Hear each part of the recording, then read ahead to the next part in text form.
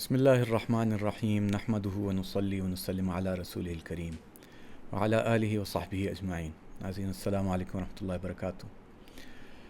کبھی کبھار کچھ ایسے حالات پیش آتے ہیں کہ ہم خود حیران و پریشان ہو جاتے ہیں اور ہمارے قدم لڑکھڑا جاتے ہیں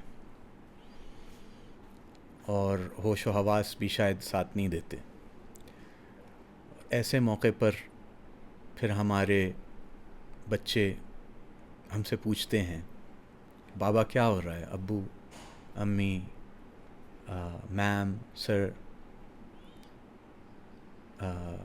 مولانا صاحب، امام صاحب، یہ کیا ہو رہا ہے، بتائیے ہمیں۔ اب ایسے موقع پر جب خود ہی ہمیں کچھ سمجھ نہیں آ رہا تو بچوں کو دوسروں کو سمجھانا یہ ایک بہت بڑا چیلنج ہو جاتا ہے، لیکن یہ ہماری ذمہ داری ہے۔ اور خوشی کی بات یہ ہے کہ اس طرح سے جب ہم دوسرے کو سمجھاتے ہیں تو ہمیں اللہ تعالیٰ خود حوصلہ دیتا ہے اور بات کو ہمیں بھی سمجھا دیتا ہے، ہمارے اوپر کھول دیتا ہے، ہمارے قدموں کو جما دیتا ہے، ہمیں ہمت دیتا ہے، استقامت دیتا ہے۔ یہ جو پچھلے چند دنوں میں حالات جس رخ پر گئے ہیں اور اس طرح سے ایک خوف اور جنگ کی صورتحال پیدا ہوئی ہے، تو سب سے پہلے یہ بات کہ ہم اپنے بچوں کے ساتھ کیا بات کریں اور ان کو اپنے سے قریب کر کے ان کو کیا حوصلہ دیں، کیا بات سمجھائیں۔ تو پہلی چیز یہ ہے کہ الا لہ الخلق والامر تبارک اللہ رب العالمین۔ جو بات ہمیں بہت اچھی طرح سمجھنی ہے کہ اللہ تعالیٰ ہمیں سمجھا رہا ہے، اور یہ یاد رکھیں کہ ہمیں سارے جواب اللہ کے قرآن سے ملیں گے، حضور نبی کریم صلی اللہ علیہ وسلم کی سنت سے، سیرت سے ہی ملیں گے۔ ہمیں باہر جانے کی ضرورت نہیں ہے، سارے جواب ادھر موجود ہیں، ساری تسلی یہاں موجود ہے، ساری سمجھ یہاں موجود ہے۔ صرف ہمیں اس میں غوطے کھانے ہیں، اس کے حوالے اپنے آپ کو کرنا ہے، اپنے دل دماغ کو، اپنی روح جان کو قرآن و سنت کے حوالے کرنا ہے، تو اللہ تعالیٰ اس کو کھولتے ہیں ہمارے اوپر۔ تو اللہ تعالیٰ اعلان کر رہا ہے کہ کان کھول کے سن لو، خبردار ہو جاؤ، ہوشیار ہو جاؤ، سمجھ لو اس کو اچھی طرح سے، باقی باتیں چھوڑو، اس بات کی طرف توجہ دو، اللہ۔ جب اللہ تعالیٰ یہ اعلان کرتا ہے اللہ، تو یہ اللہ تعالیٰ کا ہمیں اپنی طرف متوجہ کرنا ہے کہ باقی ساری باتیں چھوڑ دو، باقی ساری باتیں بھول جاؤ، اس بات کو توجہ دو، کان کھول کے سنو، دھیان سے سنو، غور سے سنو، ہوشیار ہو کے سنو۔ لہ الخلق والامر، پیدا کرنا بھی اسی کا کام ہے اور اپنی مخلوق میں فیصلے کرنا بھی اسی کا کام ہے۔ مخلوق بھی اس کی ہے اور مخلوق میں فیصلے بھی اسی کے ہوتے ہیں۔ چیزوں کے بھی خالق اللہ ہیں اور حالات کے بھی بنانے والے اللہ ہیں، حالات کو بدلنے والے اللہ ہیں۔ ہر حال میں، ہر حال پہ اللہ تعالیٰ قادر ہے اور ہر حال اللہ ہی کی طرف سے ہے۔ عزت کا بھی، ذلت کا بھی، صحت کا بھی، بیماری کا بھی، زندگی کا بھی، موت کا بھی، اسی طرح سے جنگ کا، امن کا حال اللہ ہی کے ہاتھ میں۔ اللہ ہی ہے جو جنگ کے حال کو امن میں بدلنے والا ہے، اللہ ہی ہے جو حفاظت، ہلاکت میں بھی حفاظت کرنے والا ہے۔ ہر نقشے میں اللہ تعالیٰ حفاظت کر سکتا ہے۔ ابراہیم علیہ السلام کی ہلاکت کے نقشے میں جلتی آگ میں حفاظت کی، یونس علیہ السلام کی ہلاکت کے نقشے میں یعنی مچھلی کے پیٹ میں حفاظت کی، حضور نبی کریم صلی اللہ علیہ وسلم کی 100 تلواروں کے تحت حفاظت کی، یوسف علیہ السلام کی کنویں کے اندر حفاظت کی۔ تو اللہ تعالیٰ حفیظ ہے، اسی کی طرف رجوع کرنا ہے، اور حالات بھی اسی کی طرف اس لیے آتے ہیں تاکہ ہم اس کی طرف رجوع کر لیں۔ ظہر الفساد فی البر والبحر بما کسبت ایدی الناس، خشکی تری میں جو بھی فساد برپا ہوتا ہے وہ لوگوں کی اپنے ہاتھوں کی کمائی ہے۔ لیذیقہم بعد ما عملوا لعلہم یرجعون، تاکہ ہم ان کو چکھائیں تھوڑا سا ان کے اعمال کا مزہ، جو برے اعمال ہوتے ہیں، تاکہ ہم متنبہ ہو جائیں، ہم متوجہ ہو جائیں، اللہ کی طرف رجوع کر لیں۔ اس کے لیے یہ حالات آتے ہیں، اور اس سے کھرا اور کھوٹا جدا ہوتا ہے۔ اللہ دیکھنا چاہتا ہے کون واقعی اللہ کا ہے، کون ان حالات میں اللہ ہی کی طرف رجوع کرتا ہے، اور کون اپنے جس کے قدم اکھڑ جاتے ہیں، کون اپنے قدموں سے پلٹ جاتا ہے، کون پیٹھ پھیر لیتا ہے.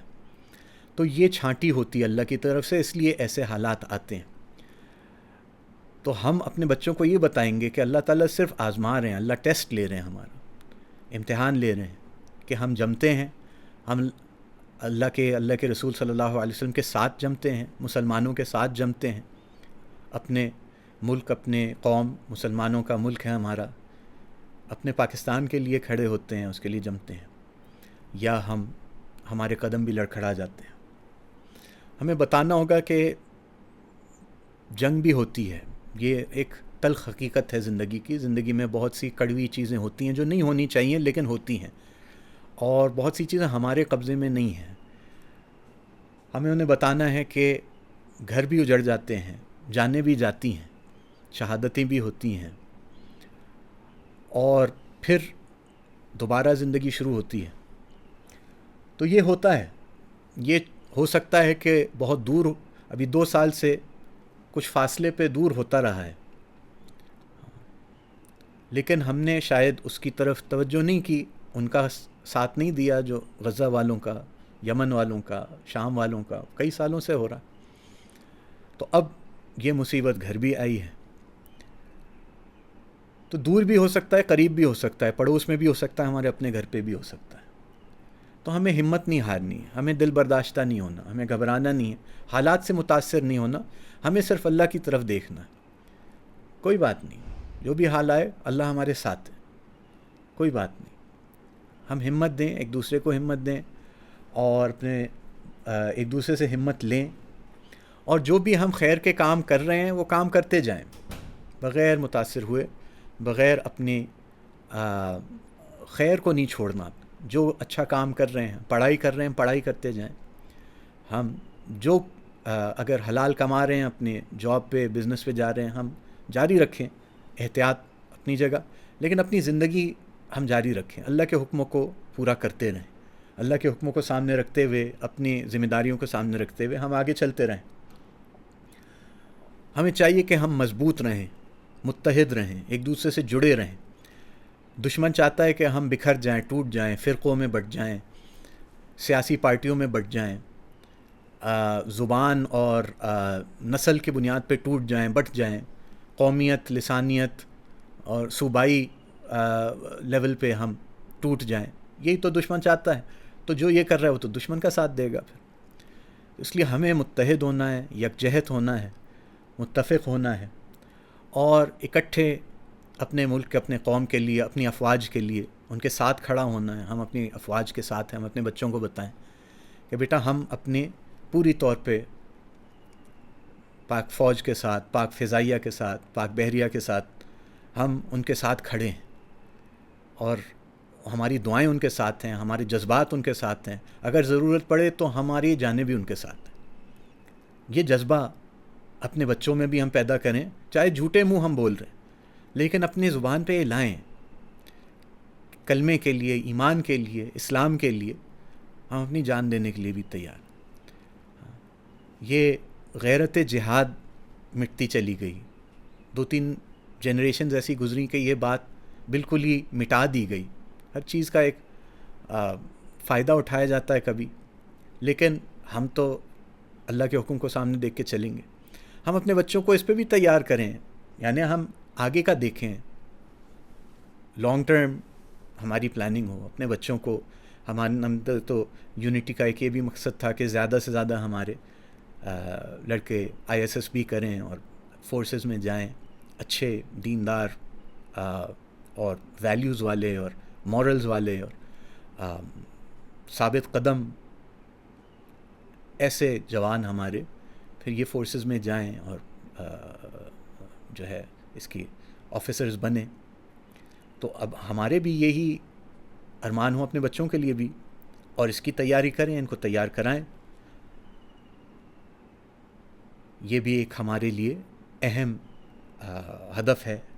ایسے حالات میں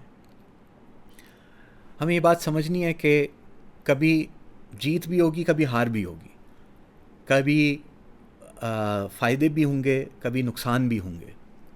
ایسا نہیں ہے کہ صرف جیت ہی ہوگی بلکہ نقصان بھی ہوں گے، بلکہ یہ تو اللہ تعالیٰ قرآن میں اپنے حبیب صلی اللہ علیہ وسلم سے فرما رہے ہیں۔ تو اللہ تعالیٰ فرما رہے ہیں اعوذ باللہ من الشیطان الرجیم ان یمسسکم قرح فقد مس القوم قرح مثلہ، کہ اگر تمہارے اوپر تکلیف اور زخم اور پریشانی آئی تو ان کے اوپر بھی تو بدر میں آئی تھی، تمہارے اوپر احد میں آئی، ان کے اوپر بدر میں آئی۔ وَتِلْكَ الْأَيَّامُ نُدَاوِلُهَا بَيْنَ النَّاسِ وَلِيَعْلَمَ اللَّهُ الَّذِينَ آمَنُوا وَيَتَّخِذَ مِنْكُمْ شُهَدَاءَ، کہ اللہ تعالیٰ فرما رہا ہے کہ یہ اس طرح سے دن بدلیں گے، کبھی ان کا دن ہوگا، کبھی تمہارا دن ہوگا، کبھی تم غالب ہوگے، کبھی وہ غالب ہوں گے، اور یہ اللہ اس لیے کرتا ہے دیکھنے کے لیے کہ تم میں سے واقعی ایمان والا کون ہے۔ اور اللہ تعالیٰ قربانیاں بھی قبول کرتا ہے ایمان والوں کی، شہادت بھی ہوتی ہے۔ واللہ لا يحب الظالمین، لیکن ظلم کرنے والوں کو اللہ نہیں پسند کرتا، ظلم کرنے والے کبھی بھی اللہ کے یہاں کامیاب نہیں ہوں گے۔ ہمیں اور یہ بھی چاہیے کہ ہم اپنے یہ جو اگر کوئی ایسے نقصانات ہوتے ہیں، کوئی تباہی ہوتی ہے، اس کے ویڈیوز نہیں شیئر کریں، اس سے حوصلے پست ہوتے ہیں اور دشمن کو ہی فائدہ ہوتا ہے۔ ہمارے اپنے جو افواج ہیں ان کی موومنٹ کیا ہو رہی ہے، اس کی کوئی ایسے ویڈیوز لے کے پوسٹ کرنا یہ بھی بہت غلط ہے۔